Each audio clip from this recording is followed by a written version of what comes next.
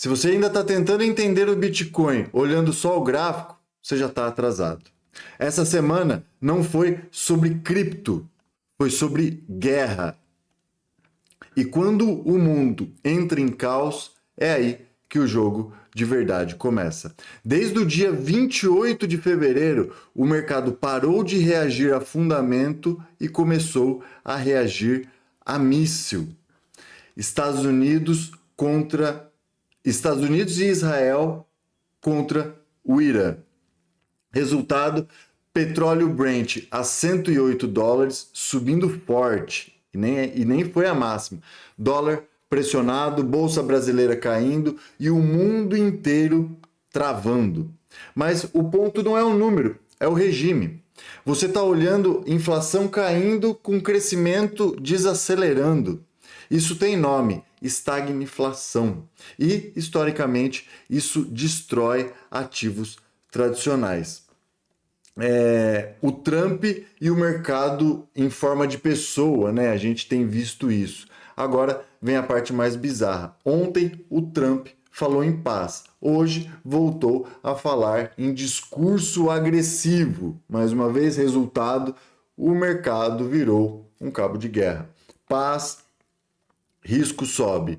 Guerra, risco despenca. E é aqui isso aqui não é só uma análise técnica, isso aqui é política controlando liquidez global. E se você não entende isso, você vira a própria liquidez. A gente tem no DXY um termômetro ali que muitas vezes é ignorado. Teve um detalhe que quase ninguém, na verdade, comentou. O DXY caiu abaixo de 100. Isso é gigante, porque o dólar forte é o que estava sufocando o risco no mundo inteiro. Quando ele cai, liquidez volta, risco respira, cripto ganha aí um pouco de espaço. Mas aí o Trump voltou para o modo guerra e o dólar subiu de novo. Ou seja, o mercado está sendo puxado para os dois lados ao mesmo tempo. A gente vê isso, inclusive, nesse movimento de indecisão refletido aqui no gráfico. O mercado não sabe se cai, se sobe, se desce, se para, se vai, se anda, se volta. Então, na verdade, o que realmente importa para o Bitcoin? O Bitcoin está a $65 mil. Fear and Greed a 12 pontos, já teve menor, mas dado o contexto histórico é uma nota muito baixa, ou seja, medo extremo, tá? Uma das leituras mais baixas da história. E aqui entra o ponto que separa o amador do profissional. O amador vê medo e trava. O profissional vê medo e entende o contexto. Você está num cenário onde a guerra aumenta a incerteza, a inflação volta, moeda estatal perde credibilidade. E o único ativo que não depende de governo, voilá, é o Bitcoin. Leitura estratégica.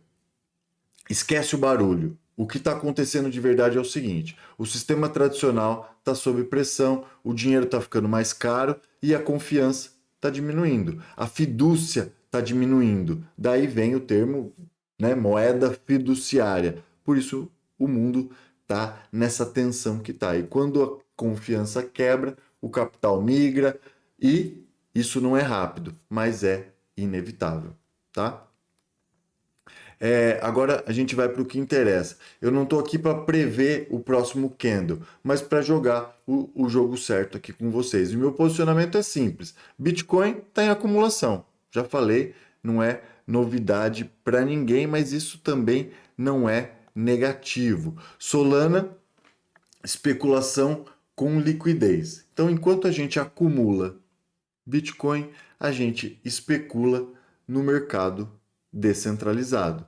Porque e em cenário, né, de incerteza como que a gente está vivendo agora, a gente quer manter a nossa base sólida, Bitcoin, e pegar uma assimetria maior, pegar um upside, né, surfar a crista da onda, e para isso a gente especula com as altcoins no mercado descentralizado. Não é uma narrativa bonita, mas também não tem ilusão. É simplesmente estratégia, tá? Então, para fechar, a gente, se você ainda está esperando clareza para entrar no mercado, você vai comprar quando todo mundo tiver comprado. O mentorando me perguntou hoje, Rafa, melhor momento para entrar é agora, então? Falei, cara, o melhor momento foi ontem. Compra todo dia. Vai comprar o quê? $10.000 por mês? $2.500 por semana? $500 por dia? Pronto. No dia que você está mais ansioso, compra mais. No dia menos ansioso, mas não segue o cronograma. Bitcoin é DCA, é acumular quantidade, não é o jogo do lucro, como eu falo em outras redes. O mercado não recompensa quem fica esperando conforto, recompensa quem entende esse movimento e quem entende o momento. É desconfortável de propósito e é isso que divide o profissional do amador. Se você quer aprender a navegar nesse tipo de cenário sem depender de sorte, deixa o comentário aqui embaixo, eu vou responder todos eles e principalmente me segue na rede social aqui vizinha.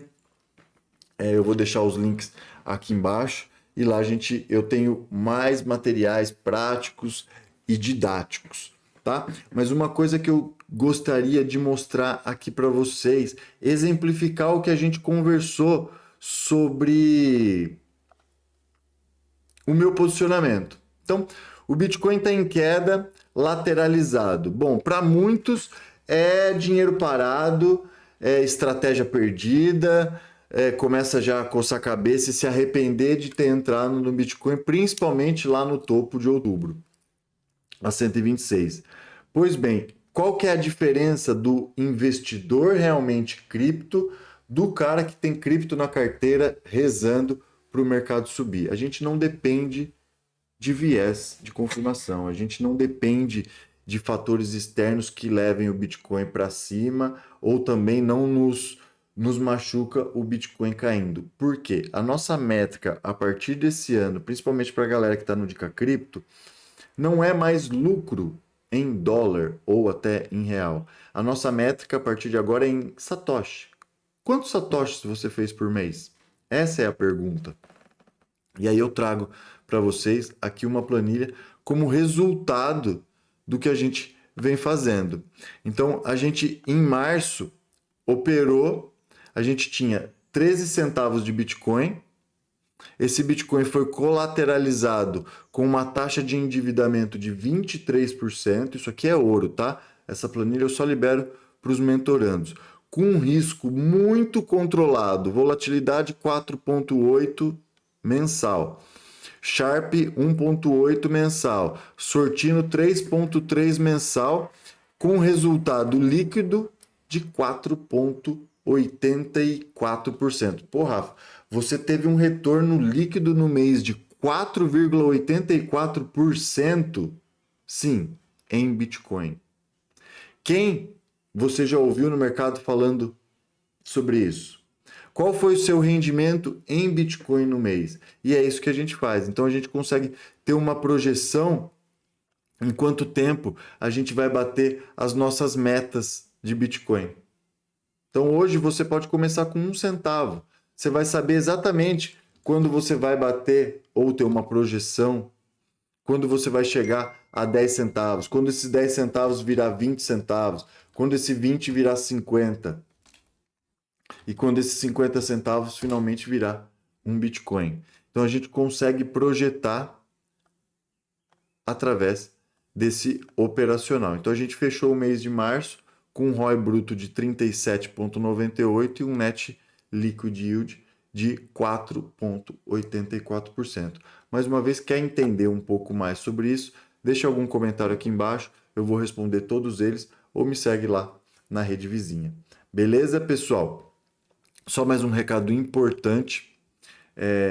O pessoal costuma me perguntar, eu vou deixar o link da Margix aqui embaixo. É uma corretora que exige um KYC leve, ela não vai reportar as operações para a Receita Federal. Então aqui é um gateway de transição, inclusive de compra, tá? Eu indico até comprar, a gente pode comprar criptomoedas por aqui, tá? Então eu posso comprar Bitcoin aqui na moeda que você quiser, internacional, pagando via Pix ou via cartão de crédito. Beleza, pessoal? Então, esse foi mais um vídeo semanal aqui do Dica Cripto com panorama e análise margens. Mais uma vez, obrigado e até mais.